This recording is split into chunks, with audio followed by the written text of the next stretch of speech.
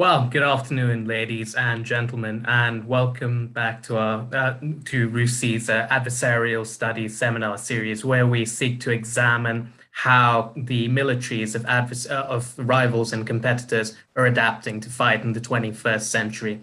I'm Siddharth Kaushal. I'm a fellow here at the Military Sciences team at the Institute, and it's my great pleasure to be rejoined by Michael Kaufman, director of the Russia Studies program at the Center for Naval Analysis and friend of the Institute, to discuss how the war in Ukraine is evolving and what lessons we might learn about the militaries of both of the competitors, the adversary and the ally alike.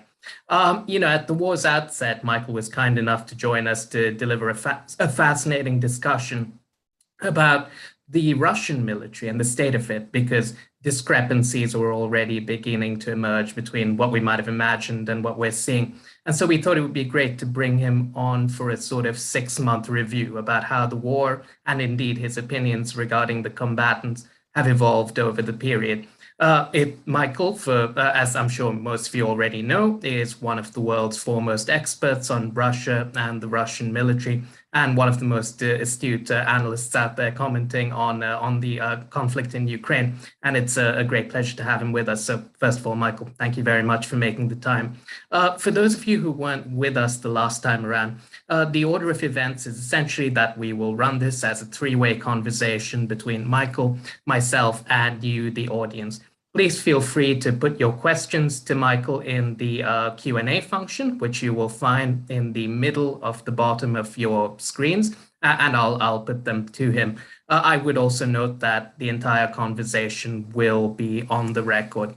So with that being said, if I were to just sort of kick this off with a slightly unfair question, given that I'm asking you to sort of condense 6 months of conflict, but how would you say the conflict has evolved since we last spoke, Michael, and what's the trajectory it's taken? What's the direction of travel?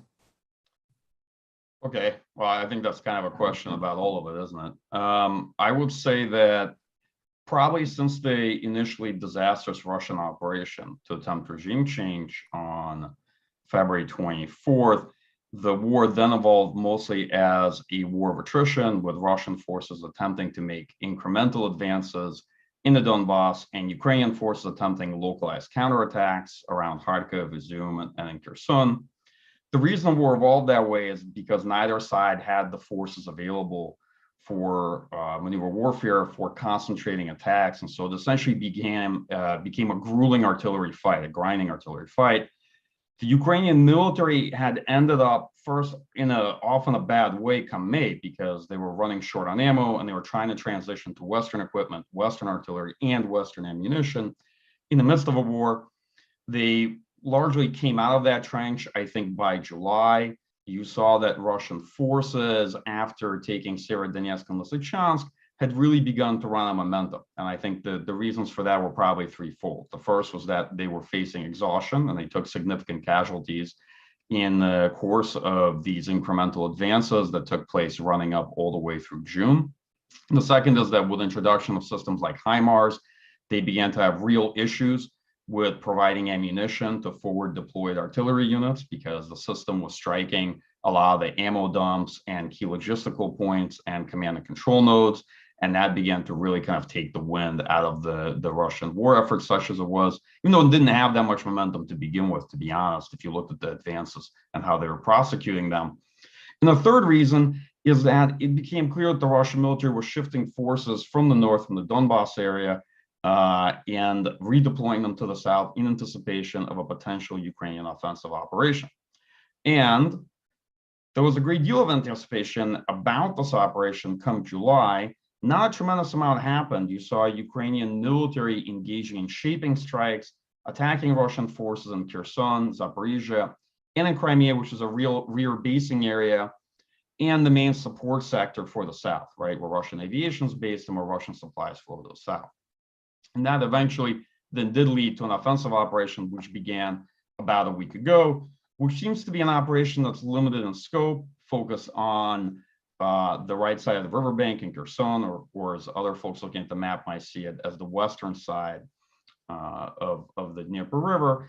And there, Russian forces have for a long time been in a fairly vulnerable position, right? There are only a handful of bridges that connect them to the rest of the Russian forces and Russian supply lines.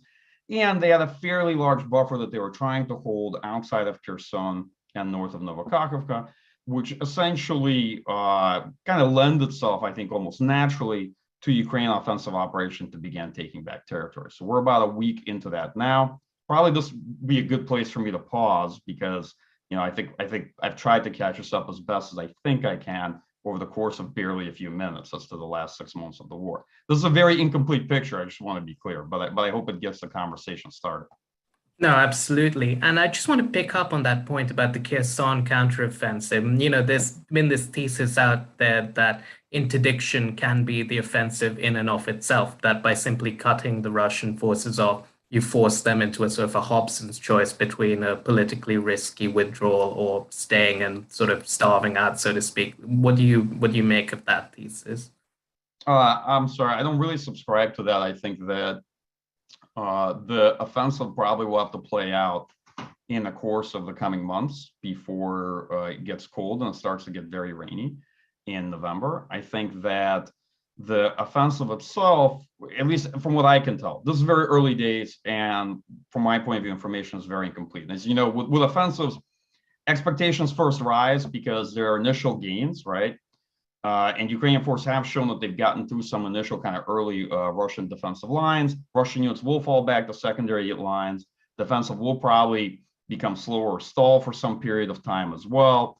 And so I always say this to kind of try to manage people's expectations of how offensive operations go. The further a force typically advances, the more it faces friction, right? Problems with attrition, supply lines, what have you, and increasing resistance as an opponent's forces are compressed and they have less and less of an area to defend. Okay, all that said, I do think that this offensive that's going to be sequenced is going to proceed in stages, I suspect. And from what I can tell, there's at least three kind of main axes of advance that Ukrainian forces have into Kherson. I don't believe that they intend to fight for the city or take Kherson city. I think that they intend to press Russian forces further and further across the river. And yes, eventually make those positions untenable. Try to divide Russian forces into pockets, essentially move up to a point where they have greater and greater fire control over ground lines of communication, and press the Russian military into a point where they essentially withdraw from the western side of the riverbank.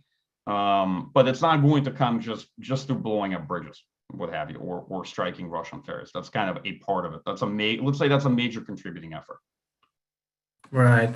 So just want to, we've got a question coming in from the audience about the sort of, if this is kind of a war that will evolve in stages, who do you see, the question is, who do you see the long-term sort of horizon favoring? Because there have been various arguments, right, that the Ukrainian economy can't sustain a long war, or equally that the Russian sort of military system was not really built for that kind of conflict. Who do you see the sort of the long war favoring? I mean, that's honestly the main question right now. And I want to congratulate whoever asked it because it's the hardest question to answer, right? It's much easier to make even more short-term or medium-term predictions. It depends what you look at. I mean, to some extent, you can argue it different ways. So you can argue that the long-term favors Ukraine, but that's highly contingent on sustained Western support, military assistance, and economic aid to the Ukrainian economy. And it heavily impinges or hinges on your assumptions about how much ammunition, how much replacement equipment the West is able to give, because European militaries have constraints. They've already given a lot. Or the United States, which clearly has far more, but may have its own administrative constraints over time. And on sustainability of the effort, right? On the other hand, the Russian military has fairly structural manpower problems on how they're trying to fight the war. They've pursued piecemeal solutions that essentially kick the can down the road to avoid risky political decisions, but they're not going to be able to sustain the war effort in this manner forever. And in fact, their manpower situation, I think, is going to grow worse going into the winter. So they're going to be quite vulnerable. If you look at this as a protracted war, which I think likely it's going to be, or at the very least a war that we're going to see well into 2023, the Russian military has long-term manpower issues. You can debate on things like ammunition and sustainment. I think that the information there is at best very incomplete, and there's a lot of speculation on that score that I've seen. Some of it well informed, some of it less so. On the economic sustainability, I personally think that the Russian bet is that they will eventually grind Ukrainian forces down, and that Europe, facing economic pressure, especially with the prices they have to pay for energy, will slowly lose the political will or cohesiveness, right, behind their support of Ukraine's war effort. I don't think that's how things are going to play out, and I think at a certain point there will be a realization in Moscow that this bet that they've made, sort of rationalization, that I think some of the political reasoning hinges on, that it's not true, right? And then straight line analysis will fail us, because we'll be assuming that the war goes on the way it has. But wars don't work that way. They don't end the way they begin. And one phase of the war might be rather different than the preceding phase, right? And that's kind of the challenge of seeing the picture in the long term. Sort of laying out, I hope, the factors. I think the biggest question is always for sustainability. That's one of the big factors shaping Ukraine's offensive, because this offensive is not just about trying to recapture Kherson. It's about trying to recapture Kherson in a way that doesn't expend a substantial percentage of the Ukrainian military and units they've been able to generate, so they are able to then prosecute other offensives, follow-on phases, if not later this year, the next year, right? Now it's some part about force preservation. So the long term, unfortunately, I think, from my view, it probably favors Ukraine, but it depends on variables. Some of them are tied to policy and external support, and some are tied to economic factors where there are different perspectives on the subject, and you don't necessarily know how it's going to play out going into next year. And here's the second question. What if this war goes beyond 2023, right? It's a bit easier to foresee the situation going into this winter than it is to foresee it going into the next winter, right? So I think my other disappointing comment will be how you assess who the long-term war favors depends on how long you think the long term will be. Yeah, no, that's a fair point. And just to pick up on the point you made at the outset of your comments about, Russian leaders sort of making a certain bet about, Western resolve in terms of their overall strategy. We've got a question from an audience member, which is along the lines of, do you think they've yet revised down their war aims from the original very expansive set of objectives they set themselves? Or do you think that because of that over-optimism, they're still very maximalist in what they're going for? It's a good question. So I think that they definitely revised the approach. The war aims, I think they changed to a degree. I've seen a lot of people say that Russia's war aims have stayed the same, and I don't really agree. And this might be a narcissism of small differences. I think the initial Russian objective was regime change, right? And to bring Ukraine fully into Russia's sphere of influence and install a pro-Russian government in Ukraine, and then perhaps pursue a state union trilateral treaty with Belarus, kind of bringing Ukraine and Belarus back into Moscow's fold, so to speak, right? To me, it's quite clear that regime change is no longer the Russian objective, right? The Russian goal right now is to first take the Donbass and hold everything else. And if they're able to take the Donbass and potentially annex it, then prosecute a second campaign along Ukraine's southern coast towards Odessa. And if they're able to do that, and of course, it's a fantasy now for the Russian military, given the state that they're in and the relative correlation of forces. But if let's say you're just sort of adopting Moscow's perspective on what they would like to see, if they're able to prosecute a second campaign, then they would essentially destroy Ukraine's economic viability, right? And so if you see that one core objective has stayed the same, which is, it's clear Russia wants to destroy Ukraine as an independent state, but the means of regime change is rather different and rather significantly different from the current Russian approach, okay, which is essentially to make the country no longer economically viable and to take such large parts of it that essentially fragments the state. At least I think that's the Russian goal. I don't think there's any further Russian dream of kind of returning to Kiev. Well, there's definitely people in the Russian political scene, the sort of much more right-wing party of war that still holds out these dreams and has a fantasy that if if only Putin would order general mobilization, which, yeah, I don't think he will, nor can he, because Russia's not a mass mobilization army. Those people are still living in the Soviet Union. That army no longer exists. But that somehow then Russia would have the capacity to return to Kiev, which I think is profoundly unrealistic. So I hope to help answer it. I think it's a bit of a nuanced difference, but I think it's important to understand what Russia's initial goals were and how Moscow sought to attain them versus what the goals are now. They're still maximalist, they're still expansive, but it's a somewhat different approach. Right, no, absolutely. So I just want to pick up on that last point you made about the Russian military being sort of fundamentally different from its Soviet predecessor. In many ways, this was a force designed for a short war. I want to just expand on some of the comments you've made on that subject for the audience's benefit in articles you've written, but also if you have any opinions on what Russia's options are to make up its losses. What are the prospects for the Third Corps they're speaking about to actually become a combat effective force, for example? Sure. So I think after several cycles of reforms and a period of modernization, going through a number of state armament programs, the Russian military did build itself around more of a short, sharp war with NATO. And as an active force, was quite smaller. And it was oriented much more towards a fragmented battlefield, focused on fire and strike systems. And the force, as it was growing, the Russian military, I think, in many ways, returned back to a bit of an addiction they had, right? Which is building larger and larger formations and buying more and more metal, but not actually raising manning levels. And the way they were trying to square that circle is going back to a partial mobilization model, right? Tiered readiness.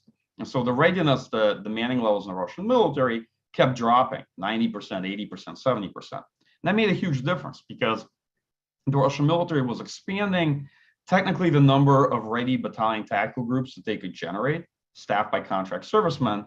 But in practice, the way they were able to achieve that without growing the force is by simply cutting the number of people in those formations, right? And so they were spreading fewer and fewer people across the force. And one of the biggest areas where they made cuts is, of course, to infantry. That's how Russia found itself in the war, without much in the way of dismounted infantry. And this created huge problems for the force when they tried to generate for this conflict, because the Russian political leadership has not declared this a war. It attempted to conduct this as a sort of surprise invasion, right? So there was no mobilization. And a military that kind of told itself as an intellectual alibi that the way they will make up for the lack of personnel is that they will be given several months to mobilize, wasn't given any of those months to mobilize, because Russian political leadership thought that they would win in a handful of days. Ukraine would be very, very easy to defeat. That was their assumption. So this force ends up being quite brittle. Maybe as brittle as some folks thought after March. Clearly, the Russian military has stayed on the field, but they managed to do that through a host of piecemeal solutions to try to bring additional manpower and personnel in, to try to mobilize personnel from occupied regions like Lugansk and Donetsk, and trying to hire and contract a lot of volunteers in Russia to form various types of volunteer units. All right. So the force is able to sustain itself in the war, but the quality of the force degrades over time. They're increasingly cannibalizing kind of the leadership of the force, the officers and the enlisted professionals, and they can't bring in additional units in order to do rotation. So the force grows exhausted, and over time it also develops extensive retention issues. Right, people who are hired on short-term contracts aren't going to renew them. They've pocketed the money. When they return from the war, they're not going to want to deploy. And it's very hard for the Russian military to pull units back also back home to their bases, because some percentage of people will quit. They won't want to redeploy. Now, with regard to your question about Third Corps. So Third Corps, I think, is probably the first real Russian effort to try to institutionalize a way to sustain a manpower pipeline into this conflict, right? So they've essentially created this corps at Molino, and this is a relative operational formation that's trying to cobble together volunteer battalions. These battalions all come from different Russian regions. They are funded by the regional administrative units, and essentially these are all volunteers. A lot of them are older men who have signed up for money to form different types of units cobbled into a corps. The corps itself, I think, is probably best thought of as an understrength division. I don't know for a fact what the manning level there really is. It's clear they've come up short relative to what they wanted, but let's say a ballpark might be 8 to 10,000 men, right? That don't take this as a as something necessarily worth writing down, but that's just one analyst guesstimate. So, they've had maybe about a month of training in Molino. It's more than I think a number of the Russian replacement units had early on in the spring when they were scrambling for manpower. The quality of the force, I think, is questionable, but nonetheless, you always have to ask compared to what. We often have this conversation in the Russian military, and we never have the conversation on what are we comparing it to on the Ukrainian side in the war, which is an important question to ask rather than having just in a vacuum. Russian units are getting a month of training, let's say, for this corps. What's happening on the Ukrainian end is worth considering. The corps itself, I think, is not insignificant as an addition, but it's not ultimately going to change Russian forces in this war in any way. It's an additional force that can be used either as an operational reserve or as a new assault force to try to make further progress in the Donbass. The reason it's significant is because Russian end strength for a lot of the formations fighting is quite low. So, an entire military district that might be kind of fighting in Ukraine right now, well, probably each of those combined arms armies has no more than a brigade's worth of troops in the war. So, a military district might be equivalent of 2 to 3 brigades in actual end strength, which is fairly small. And this corps is almost equivalent to that. So it's not insignificant to add that amount of end strength potentially into the war, but it's still not going to allow Russian forces to do rotation. It's still not going to solve retention issues. And it's not going to resolve the problem of exhaustion of the force long term and all these more structural issues, right? Like it will allow Russia to essentially have sufficient manpower to continue this war, let's say, into the winter.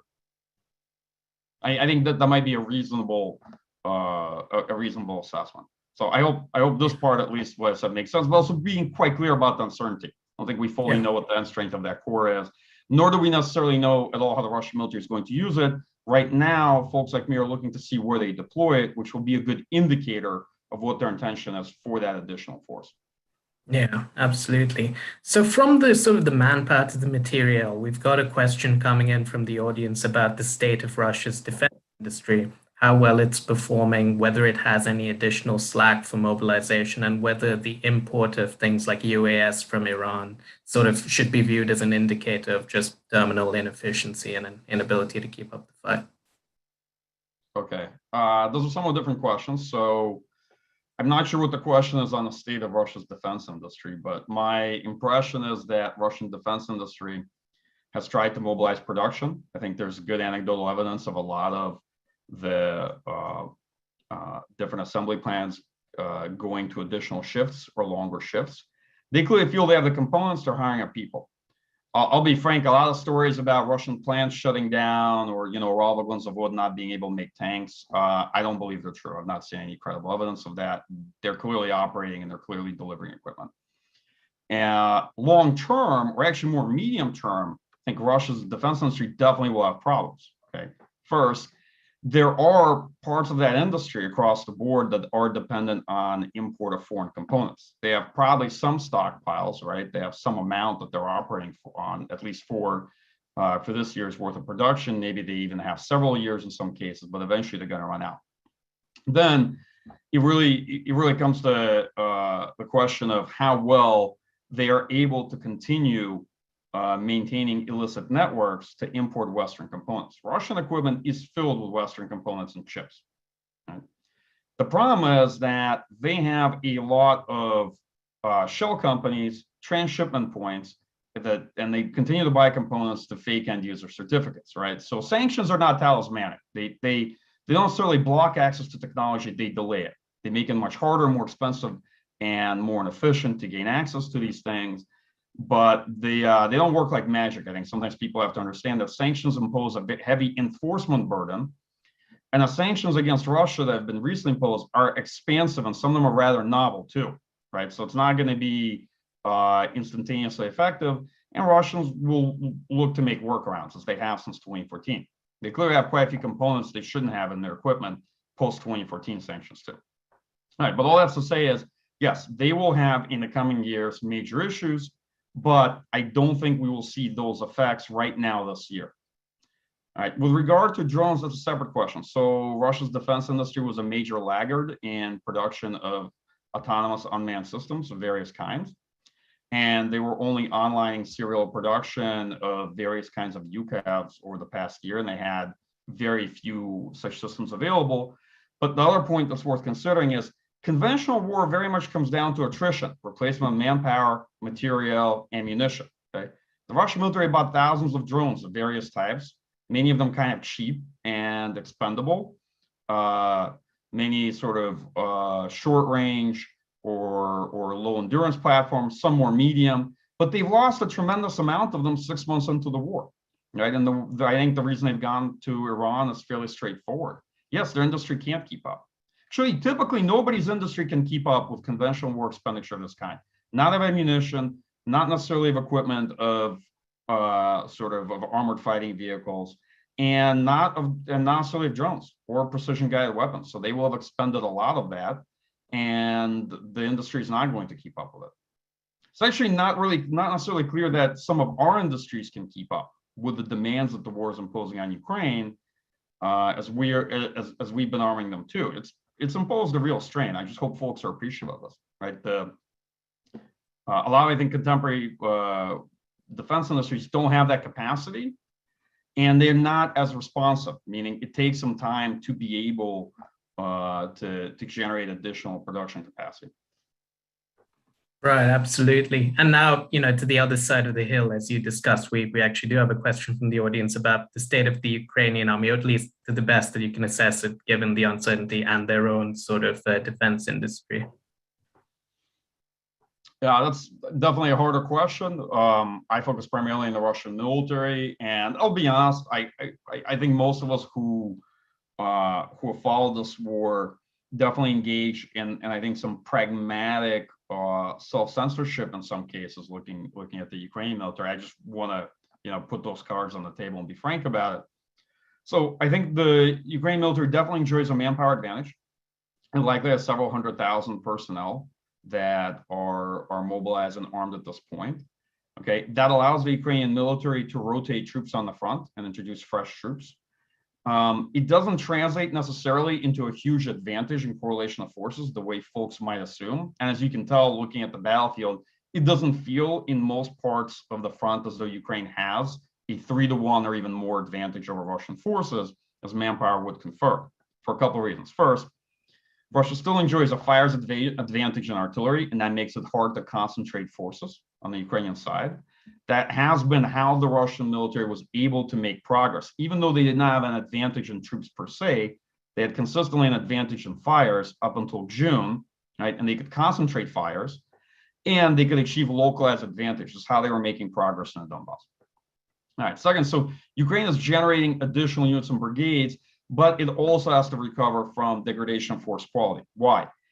In a major conventional war, you're going to lose your best equipment and your best people early on, right? A lot of your earlier best units are going to be heavy in the fighting, and they're going to get attrition, right? So the Ukrainian military has also faced degradation of quality. That's why you have the British effort to conduct training, with other countries now looking to add unit training on top of individual training, and trying to fix kind of what is the long pole in the tent, which is maintaining quality of the force and allowing Ukraine to regenerate or reconstitute its military as the war goes on. Because the longer the war goes, the more outcomes hinge on sustainability. Like, who's able to reconstitute better, which military comes back better than it was before, which military is better able to replace its losses. Beyond that, I personally don't have a lot of details. I don't know anybody that does, right? It's actually very hard to look there. Let's be frank, I think we know a lot more about what's happening in the Russian military than the Ukrainian military, and that's been the case consistently, not just during this war, but well before the war. I think we've consistently known far less about the state of the Ukrainian military, and it led to, I think, some reasonable assumptions or educated guesses, but a number of them were wrong. I mean, you can very safely argue that we underestimated Ukrainian military performance, and that was the biggest thing that I think the community underestimated for a number of reasons going into the war. And since then, fairly little was known about the state of Ukrainian military, both because Ukrainians were keeping it under wraps for operational security, But also, most of the analytical community is focused on trying to assess and understand what's happening in the Russian armed forces. Right. Right. No, and that was very much the basing challenge. And just on that, to ask a bit more of a sort of tactical question, really. The Russian reconnaissance, we've seen a lot of Russian fires, but the Russian reconnaissance strike complex, I remember at the outset we discussed this, and the argument was they didn't invade with a view to, operating as they really planned to. Since then, we've seen a bit of evidence that they can do it, Iskander strikes on individual tactical platforms in Donbass, and some evidence that they can't. So, 6 months in, how do you see the Russian Recce strike complexes having performed, would be my question. It's clear that they cannot execute at scale what they could do in very limited force employment in cases like Syria. And the reason for that is it doesn't look like they really have the institutional knowledge or the right process aligned for mission planning, for battle damage assessment, and for employing these means much more effectively. I think one of the challenges the Russian military has had is it acquired the capabilities in this respect. But frankly, I think they assumed that this would all be much easier. And the United States sometimes makes this look easy, but it's a lot harder than it appears. And scaling it is much harder than it appears as well. I think they've definitely done far better on the recon fire side, which is more tactical, using artillery and MLRS systems, and saw a lot of that emerge much more after April. They clearly had huge problems early on in how the force was organized, and it wasn't being employed in any sort of rational sense from the standpoint of how Russian forces trained to fight and how they organized to fight. That began to change dramatically come April, and very visibly come May. They started aligning formations, employing recon fire, separating out units for counter battery fire, and the like. And also, to be frank, the more we've learned about the beginning of the war, right, the early phases, the more it's become clear that actually there was quite a bit of capabilities used that we didn't know about early on. Electronic warfare, for example, which has proved rather effective for the Russian military and continues to be so. Various attempts to fragment and disaggregate Ukrainian command and control, employment of offensive cyber means. I think there's an impression that some of these capabilities were kind of the dog that didn't bark early on in the war. And I just want to say folks should be very careful with that assumption, because I think a lot of what's going to come out over time increasingly will show that that's not exactly true. That actually these capabilities were used much more than it seems early on, and have been used more throughout the war. Right. And that's always the challenge, right? The early takes are often, if not wrong, based on very incomplete information. And, I like to annoy people and tell them, look, we're 6 months into the war. Just remember, we're still arguing about what happened in World War I. So be very cautious on how much how well you consume or overconsume the current information available as to how this war has gone and why, right? That there as a community, I think we have to be more humble and hesitant about coming to big conclusions. So regarding the recon fire, recon strike complex, most definitely, I think we overestimate the ability of that force to scale operations from what they could do with a number of units in exercises, in limited employment cases, to a war like this, when the military would run into a whole host of friction and all these problems and challenges. And I think it's much more visible on the recon strike end than the recon fire end. But nonetheless, that was significant development. One of the biggest challenges you also have, though, is if you're doing this applied professional, there's a conversation about the ecosystem. You have to assume opponents can scale these capabilities, even though you've not seen it, because you can't take the risk that they'll be able to put it together. All right, like you cannot look at China and say, we'll just assume that the Chinese military can't scale operations, and this is not a big deal, so we don't have to worry about a Chinese invasion of Taiwan. Right? Just because you've not seen them actually do anything like this outside of exercise or at the scale where a lot of things fall apart. Right? I hope this part makes sense. This is why sometimes intellectually, academically, this may seem easy, but other times, if you're doing this at applied level, you have to make certain assumptions. No, absolutely. And just to move to another facet of the Russian military that you've talked about, the lack of dismounted infantry and the way in which they've suffered on that count. We've got two sort of questions there. One is just, have they done much to rectify it? And the second related question, which I'll lump in there, is how much do you see them relying on groups like Wagner or even external sort of allied forces going forward to make up that shortfall? Sure. On the infantry front, they basically became dependent on mobilized LDNR personnel from the 1st and the 2nd Army Corps of those occupied regions, and they were using them as dismounted infantry, and they were using them primarily as the attack force fighting for cities, where they would absorb much of the attrition. And the Russian military suffered very significant losses in the first 2 weeks of the war, and they lost a lot of their best infantry. The good dismounted infantry that they may have had, such as airborne units, Spetsnaz units, and the like, they took very heavy casualties in the first 2 weeks of fighting outside of Kiev, outside of other places, and those units will take I think in my view, take quite a long time to reconstitute, right? So they essentially were using LDNR, let's be frank, that's not a polite word, but it's cannon fodder, sending them in to do much of the fighting in cities and backing them with concentrated use of artillery. And so over time, they're basically pressing the Ukrainian forces out of urban territory, but they were using these mobilized personnel to absorb the losses. Wagner has grown in terms of its role ever since the initial fight at Popasna back earlier in the spring. And Wagner, I think now is kind of more of two different forces. There's Wagner, which is being used as an assault force alongside Russian airborne units. And in fact, you can see them fighting right now at the Bakhmut-Seversk line, trying to break through this line in the northeastern part of the Donbass. And then there's this sort of other Wagner force, which Wagner has gone around trying to recruit, I think, all of the worst sorts, going to Russian prisoners and whatnot, Russian prisons and whatnot, and trying to recruit personnel there and essentially build out a larger Wagner force in this war of, I guess, these folks they could consider being expendables for the system.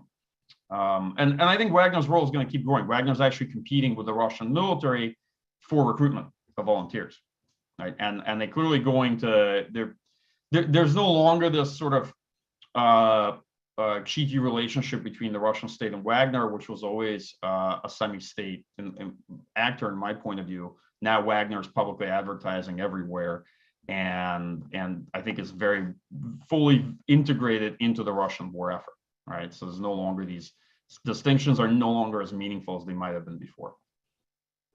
Right, and is the sort of the use of non-regular troops, whether that's Wagner or sort of DPR-LNR troops, primarily just as expendables, or are there any units that you would signpost as being actually quite specialized or good at certain things the Russian regular army might not be great at? No, so Wagner forces were being used in an assault role together with some of the better Russian troops in the spring and in the summer. I think it's interesting that Wagner is inherently underestimated for some reason, but actually they showed themselves to be relatively capable compared to some of the other forces that the Russian military had available. Right? And what's been going on in the Russian military probably since April is that you had a force that was stretched very thin, trying to hold down a massive front from Kharkiv all the way to Kherson. The force was never built for this. Actually, one of the biggest theses in the Russian military, the way they reformed and restructured the armed forces over the last 2 decades, was that the static fronts of World War II were gone, and nobody had the density of forces to hold them, so there's no point building a military for that kind of fight. And that the Russian military wouldn't be doing major strategic ground defenses, right? Because it was basically seen that the main challenge was dealing with aerospace attack and aerospace defense, and having highly maneuverable formations, basically engaging in fire and strike and using fires to hold down parts of the front, but that you would no longer have these sort of stretching fronts with positional defense and large formations attacking, because nobody had the forces for it. The Russian military wasn't built that way, didn't have the logistics for strategic ground defense. It's actually built a lot around the concept of maneuver defense when you look at ground force operational concepts. And I basically thought that a lot of what was more important was focusing on making recon fire, recon strike work, and dealing with aerospace defense, assuming that the United States is first and foremost an expeditionary airspace power. So that's, I mean, air power is, I think it's common grace to say, I think the sharpest sword amongst the other ones in the U.S. military. Okay, so with that in mind, that force was rapidly depleted of what infantry it had, and then basically started scrambling for these other solutions, right? And Wagner was, I think, first thrown into more of the maneuver assault role because the force could only make advances on one operational axis. And that's what you're still seeing today. The Russian military is trying to defend in Kherson, hold everywhere else, and make incremental advances in Donbass, which is about the most it can do. Right? One operational axis is essentially what they were limited to in terms of advances following April. And I just want to pick up on that choice, actually, that they've chosen Donbass, the most sort of entrenched bit of the Ukrainian line, as the place to make operational advances, rather than, say, Kherson, perhaps the river explains it, but say Zaporozhye might be sort of an alternative. What drove that choice, really, in your estimation? Political objectives. Military strategy is principally political, right? The purpose is to marry operations to political objectives. Putin wants a Donbass and he wants it first. And it's very clearly intends to, from my point of view, annex it. And they wanted to have control over all the Donbass by, from my impression, September 15th. That clearly is not going to happen. They're probably still now hoping that they could capture most of the Donbass by the end of the year. I'm not going to make any predictions, but I'm skeptical on that score as well, given the state of Russian forces and the fact that the dynamic in the overall war has changed. They've essentially lost a lot of the initiative momentum they had, and now much of the initiative momentum is on the Ukrainian side. But what drives us? Political objectives. That's what drove the initial operation. If you look at Russian military strategy early on, the first couple of weeks, it made no sense from a military strategy standpoint because Russian forces were going for everything at the same time along 3 fronts and more than 6-7 axes of operational attack with many unsupported advances, right? Southern Military District was trying to advance in 4 different opposite directions almost. And so from a military standpoint, this strategy made no sense and it was almost destined kind of for defeat.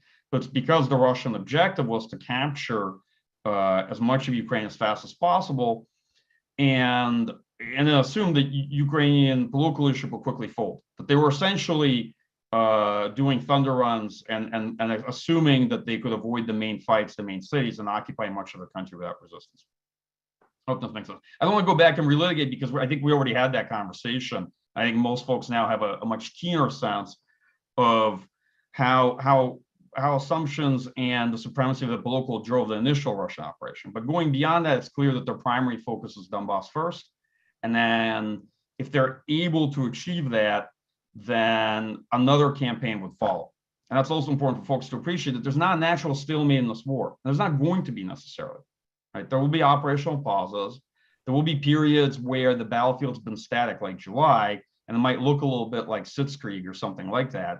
But those are sort of calms before the storm as one side or the other regenerates and starts putting the forces together for offensive operations. Right, no, absolutely. Now, we focus quite heavily on the ground war, but we've got a few questions coming from the audience about the naval dynamics in the Black Sea, the performance of the VKS, and something you talked about briefly, the cyber warfare facets of the Russian approach, which we're now learning a bit more about. So would you like to perhaps go through each of those one by one, your assessments of them in brief? I mean, I'll be frank, that'll take a while and I won't do the topic any sort of justice, right? Yeah. On the naval side, I guess, well, first comment is that, the Russian Navy, particularly the Black Sea Fleet early on, did create a dilemma for the Ukrainian military, right? Because there was a threat of a Russian amphibious operation, which didn't take place. And the Navy was mainly attempting to enforce a blockade. In that regard, it was successful. But then over time, you saw the Russian Navy suffering significant setbacks. First, they were trying to maintain a relatively untenable position on Snake Island, right? And that position became increasingly more difficult to maintain once Ukraine had coastal defense cruise missile batteries and could increasingly use air power to suppress Russian forces there, forcing them to withdraw. You saw the loss of Moskva, which was, well, I'm going to be honest, it was a very dated cruiser with clearly a lot of problems in terms of systems. But that ship, from my point of view, was lost because the Russian Navy has consistently not taken the Ukrainian military seriously and was operating fairly recklessly in a consistent pattern. And the ship probably had operational readiness issues. This is my supposition, just looking at how, look at some of the aspects of how the Russians lost that ship. And on top of that, it's clear that the Russian Navy got fairly lackadaisical in terms of its mission and role in the conflict. A lot of it had to do, with just enforcing this blockade and firing land attack cruise missiles and what have you, maybe doing some resupply in the Sea of Azov, right? But consistently, I think that the Black Sea Fleet had been fairly careless. And you see that actually across the board in the Russian military, which is not taking preventive measures, for example, when HIMARS systems were introduced. So their introduction to the battlefield was telegraphed well in advance. And the question is, what did the Russian military do to prepare and begin adjusting logistics and command and control for the fact that the strike capability and operational depth would be present on the battlefield? And the answer, from what I can tell, is nothing, right? And they only began making what adjustments they did once they solidly took it on the chin from a host of HIMARS strikes. And even still then, it's debatable what the Russian military can do to adjust, given the degree of inefficiency they have to take on. I mean, now maybe it's a separate conversation, but it's sort of an example, and it's sort of like a pattern you see in this war, the way it has unfolded. So the Navy has played a role, though. Right? Let's be honest. Even as Gorshkov used to say, our armies win the war, but navies determine the peace. So the Navy's blockade of Ukrainian grain exports created a very significant political issue that has been resolved, I think, temporarily through an agreement, but let's not forget how significant that problem was and how it was perceived by the international community, right, in the spring and in the summer. So the Navy still plays a significant role in terms of its role and impact on the overall conflict. On the aerospace forces, that is a long and complex conversation. What I will say will be probably disappointing. First, I think they've had a more significant role and a more interesting role than many folks give credit. Second, their employment suffered from all the same issues that the Russian military had, that is, very little was organized. There wasn't really a strategic air campaign. It's clear they divided the Air Force into 4 supporting components alongside kind of the 4 main military districts that initially were leading these regional groupings of forces. The Russian air power has performed, I'd say, poorly. I probably would argue that this was always known as the weakest element of the Russian force. I think many of us kind of saw the Russian Air Force as a, sort of early to mid 1990s Air Force. All analogies are imperfect, but I hope this kind of conjures something in terms of just impression of it. And it's clear they had a very long way to go based on performance in Syria. Still, even from that point of view, I think that it was demonstrated the Russian air power in general is a significant laggard within that force. That said, there's the least available open source information on Russian air power performance in this war compared to other elements of the force. I think that over time, it'll become clear that Russian air power performance was perhaps different or more significant than folks appreciate, right? Or at least we'll have a different and better informed perspective on that conversation. I think that there's still a great deal of uncertainty and incomplete information on the subject. And the one thing I will say is the ground-based air defense didn't neutralize the 2 air forces, but it led to a series of fights, an attritional fight between, to some extent, Russian Air Force and Ukrainian air defense. The Russian Air Force had very weak experience and very poor training in SEAD and DEED. That's the hardest mission actually to execute. If you're running air operations, that's probably the most complex mission to do, suppression and destruction of enemy air defense. The Russian Air Force didn't train well on it. That said, they both lost quite a few aircraft, but they've also suppressed or destroyed Ukrainian air defenses to an extent throughout this war. I would say it forced Russian Air Force to a much lower effectiveness of operations, essentially low altitude runs. And Ukrainians have been doing the exact same thing. And at standoff range, essentially firing rockets and using the Air Force as rocket, air deployed rocket artillery. which, is not that effective on the one hand, but on the other hand, firing rockets at a grid square does have an effect nonetheless. Folks may think it doesn't do anything. It does, I assure you. It's just, a fairly rudimentary way to employ air power. So both sides have been forced essentially in a place where they haven't been able to bring air power in effectively, particularly the Russian military as it was expected.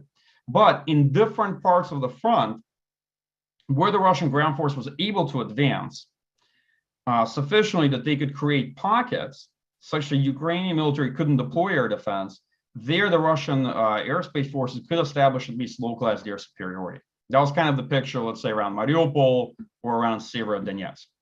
Right? But you see a lot of the destruction of Ukrainian air defense was also done by a combination of artillery and drones on the Russian side, recon fire, or recon strike, because you saw that the Russian military was liberally using Iskanders and Tuchka-Us, going after fairly small tactical targets, like an air defense system or an artillery system or what have you. All right, I apologize. This is a very long conversation. I fear I'm going to go down the rabbit hole and then suck up everybody's time talking about it, and then nobody will get to ask any other questions. Yeah, but that's a really fascinating discussion of a really broad and in some ways unfairly broad topic for me to pitch you, but that's some really interesting points there. I just want to pitch you a question about, the future character of war, because everybody's trying to glean lessons about it. And it seems one of the big debates to me is going to be about the mass versus precision score, right? You could point out that the Russians and the Ukrainians have expended more munitions than most militaries in the West have, which is, a case for mass. But equally, look at how a limited number of HIMARS have really done a lot of damage to Russian rear area security, which, could suggest with the right amount of precision, the right PK per shot, actually you substantially reduce your requirements for mass and, offset the effects of the adversary's advantages there as well. So I just wonder which side of that sort of debate you come down on, or if you think there has been enough information to come down on his side so far. It's a good question. So, there's this endless dialectic, right, between quality and quantity, the complex and expensive versus the cheap and kind of simple, and it goes back and forth. I typically view wars as essentially two wars that play out over time if you're having any kind of conventional conflict.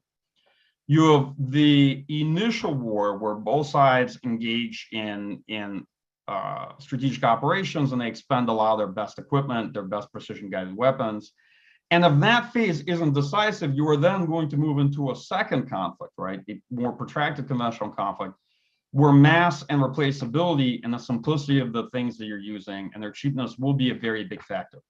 Right? So early on, I think precision and more advanced platforms give huge advantages if they're employed effectively.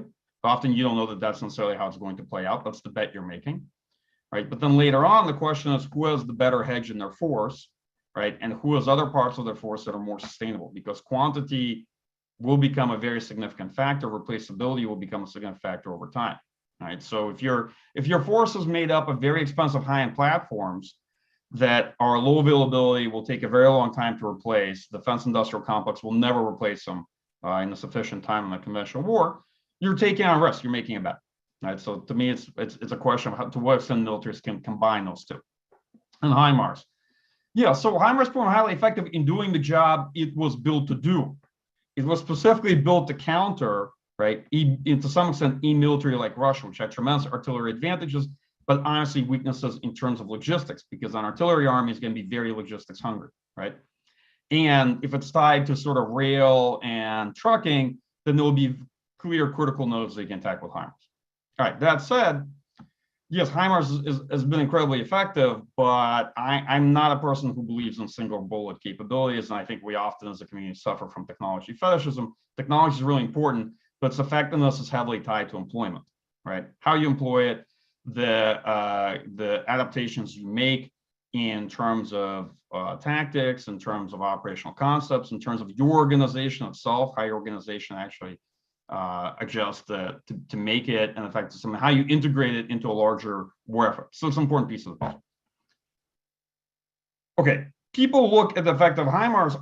Let's say, let me answer the question with a hypothetical question. Okay, If HIMARS did not have access to persistent ISR via satellites and these forms of targeting, and did not have access to GPS-assisted guidance, how effective would HIMARS be? Not 20, all 500 of them, okay? Let's say 540 of them or something like that in the US arsenal. Okay, 1, 2. How many munitions are available for HIMARS?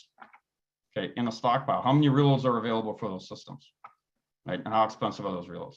So my basic view of it is that things like HIMARS are incredibly effective doing the job that they're actually designed to do, which is to attain an advantage and to counter an opponent's advantage. Okay. That said, it doesn't decide to me this conversation, right? Like I, on the one hand, agree with TX Hams, who argues that, look, we're seeing the kind of the warfare shift towards the massing of small, simple, cheap systems. And I'd say I definitely see that in the use of commercial off-the-shelf systems and drones, much more rudimentary means of fighting. But I see that primarily as something that is essentially come out of a sustained conventional war, right? In an initial period of war, the advantage can very much still go to the force that has really invested in the right platforms, the right operational concepts, and what have you. So that's kind of my view of it. The kind of the belief that any military has to plan for 2 wars: the initial phase of operations, the assumption that won't be decisive, and the hedge you build in the force for longer war. Sorry, this is I don't think this is a very satisfactory answer to a pretty complex question. But I also want to discourage from people from believing that, oh, look, it's just simple. If you just introduce HIMARS and you don't have the billions of dollars of ISR architecture that goes into allowing that system to conduct effective operational in-depth strike, that the HIMARS by itself was just a silver bullet. There's actually a lot behind that system that allows it to operate the way it does. Okay, and just transferring it to another country won't necessarily give them that same capability. And either way, effectiveness is derivative of employment, not just of the technology. No, I think that's absolutely right. And the question of whether with that ISR system you described, you reduce the requirement to mass or not is one I think that'll play out over the years as we take this question apart. So we got a question, about Russia's strategic attacks, so its missile attacks across the depth of Ukraine. Sort of what the effect you've been able to gauge has been. And I suppose the question is, if their only objective is to kind of render Ukraine a non-functional state, then offensives in Donbass notwithstanding, do they actually need to take ground, or do they just need to hold ground and sort of conduct strategic raids? Okay, on the in-depth strikes, I think they've had a couple different objectives. One was to attack Ukrainian defense industrial capacity. Another was to go after critical infrastructure, but the Russian military has done it very poorly. You see that their problem is not the weapons, but their mission planning and targeting, that they fairly consistently miss targets. They miss targets in the same way, meaning they group strikes near a target, but they hit the wrong object with them. Their understanding of how to use long-range precision guided systems, I think, is quite off, because it seems that they don't understand at all the kind of weapons that have to be allocated to a target. I'll give you kind of an example. Russian strike might see a cruise missile hitting a bridge, and that one cruise missile doesn't do that much to the bridge. And then you see that no significant battle damage assessment is done. And then maybe a week or 2 later, another single cruise missile or 2 are used to fire at the bridge again. And this is an incredibly ineffective and inefficient and in some ways nonsensical way to employ long-range precision-guided weapons. Right? And if people ask, like, did we know this about the Russian military? I don't speak for any kind of we out there, but I certainly did. It was a bit rather unexpected. In fact, I wish you luck trying to simulate this kind of adversary behavior in any war game and seeing what happens. If you propose this as a red team, as a likely course of action for how an opponent might employ long-range precision-guided weapons, you might very well get kicked out of the room. Just speaking frankly, as somebody who's worked in the space for a very long time. So there are aspects of their employment that seem very surprising. Another part of it has definitely been to strike Ukraine at depth and hit civilian areas. And that's, I think, to create a sense that Ukraine remains a war zone, to drive away investment and to drive away the return of civilians and of the sense that sort of life can return to normal in Ukraine, and to keep Ukraine from being able to localize the war as sort of a battlefield that's just along the line of contact, right? I think that's the Russian objective long term. So it's part of maybe a sustained war based on economic coercion, which goes to the questions we started with regarding, you know, who's more advantaged, who's more favored in the long term. On the latter part of the question, can Russia just do that and not advance on Donbass? No, I don't believe they can. Because if they don't, then the entire initiative momentum is on the Ukrainian side, and Ukraine will over time be retaking territory. Right? And they're also a bit stuck because they clearly have set the political objective of taking the Donbass. In fact, that's the whole framing of the so-called special operation, right? To attain control over Donetsk and Lugansk. So if they can't even achieve that most minimalist objective relative to what they started with, I don't think they can claim at all any kind of success in this war, such as this. So I'm skeptical of that score. And if anything, some of those strikes I've seen, I think they continue to use a fairly scarce stockpile of Russian long-range precision-guided weapons, but not in an especially effective way. Right. No, and it brings us neatly back to that point that really it is the political that overridingly drives everything else in any war. Well, listen, Michael, as with any conversation with you, I could happily go for another hour, but I am cognizant that we've taken up the allotted amount of your time. So first of all, I want to thank you for another extremely illuminating discussion. We're all very grateful to you for making the time to do this. I'd also like to thank everyone in the audience for joining us and for your very insightful questions, which really drove the conversation. Apologies to anybody whose question I wasn't able to get to within the hour. But with that being said, a digital round of applause for our speaker, and thanks very much. It's always a pleasure.